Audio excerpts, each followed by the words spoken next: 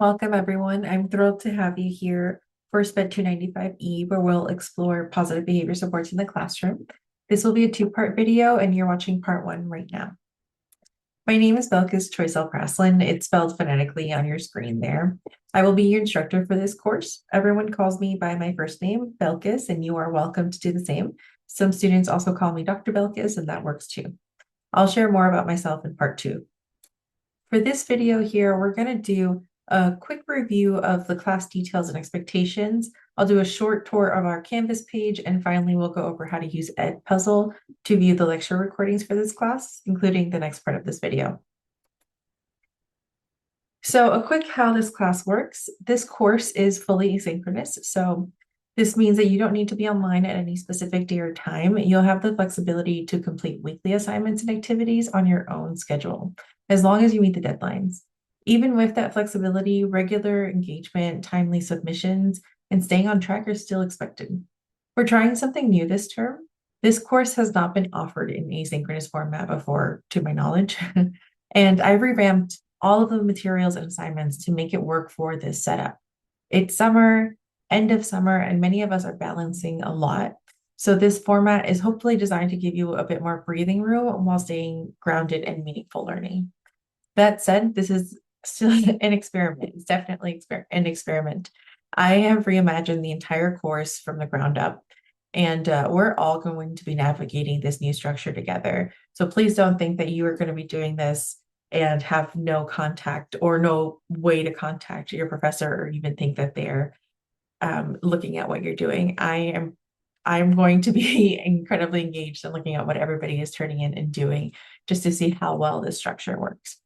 That said, I really value feedback, and if things are working or not working as the semester goes on, please let me know. I can fix things if I know about them, and I would love to know what isn't working so that we can make adjustments as needed. At the end of the day, your growth and experience in this class is really what matters most. I want to make sure that you get what you need and hopefully want out of these courses, and regardless of what format we are in. Okay, so I'm going to take you on a real quick tour of Canvas. Starting here at our homepage, if you scroll down just past this banner, of course, you'll see our class meeting times, which we don't have because we are an asynchronous course, a link to this video that you are watching now, and then some main navigation buttons if you wanted to find just the syllabus where the modules are or the main assignments. You can also find those same navigation buttons on the left-hand side of the screen. So I'm going to go to modules because all of our information for this course can be found in our course modules. The most important stuff would be right here at the very top in important class info. In here, we'll have a link to this video, a copy of the syllabus, and importantly, my contact information. So if you click here, you'll see instructions and 3 different ways to contact me.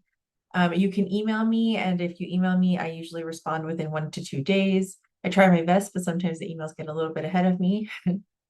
Text message is actually one of my preferred ways of communication.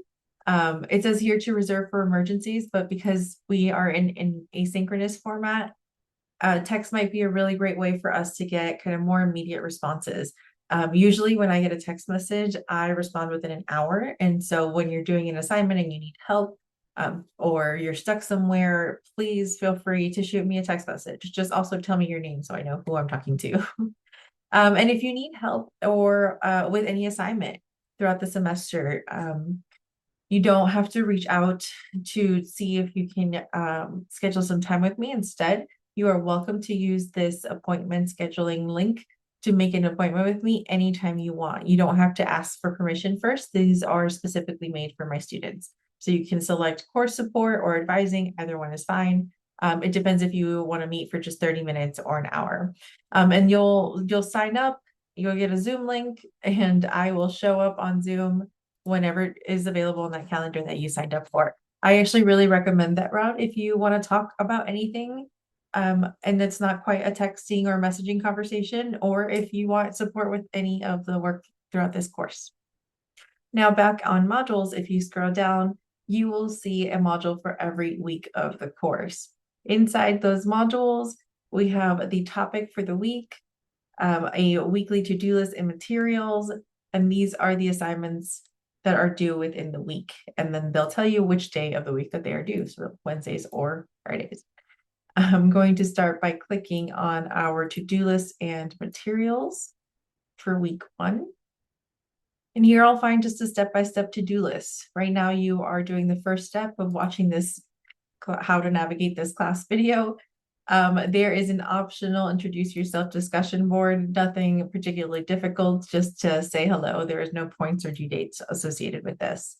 I do ask for a boring fact in that discussion board because I think it's really hard to come up with an interesting fun fact. So a boring fact is usually nice. A boring fact about me is that I'm allergic to peppers. There's absolutely nothing that we need to do with that information. It's a boring fact. So feel free to share your most boring fact, no pressure at all. And here is where you can start to access all the videos and requirements for the week. In this week 1, you have 4 different videos to get through while you answer the embedded questions. And here we have all the links for the Edpuzzle lecture videos, and I'll discuss these in just 1 second. Finally, in all weeks, you should be able to find a list of weekly practice activities. These are optional activities, readings, videos for you to review on your own. It's encouraged for you to engage with the materials. However, there's no points or systems to this. These are just additional materials to have you practice or continue learning about our topics. Okay, heading back over to our Edpuzzles. So Edpuzzle is a tool that we use in this class to watch the pre-recorded lectures. It lets me embed quick questions throughout the video so you can engage with the content as you watch and not just like passively take in the video or hope not access the video at all. And so in order for you to get into Edpuzzle, we're going to do it directly through the assignments on Canvas. So those links that I showed you, they'll take you directly to the assignment on Canvas and it'll link you straight through Edpuzzle.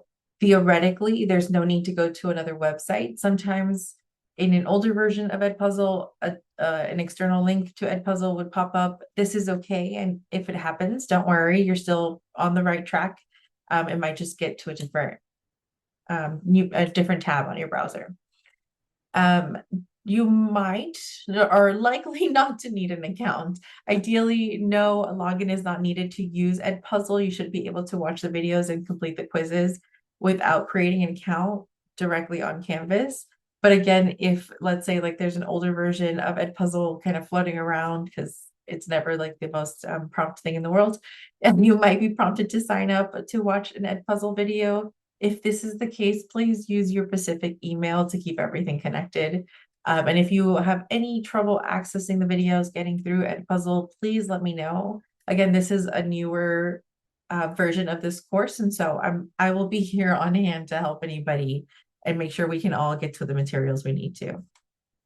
All right, that does it for our very quick intro of part 1. Are you ready for part 2? If so, go to week 1 modules and select the course and syllabus review Edpuzzle video.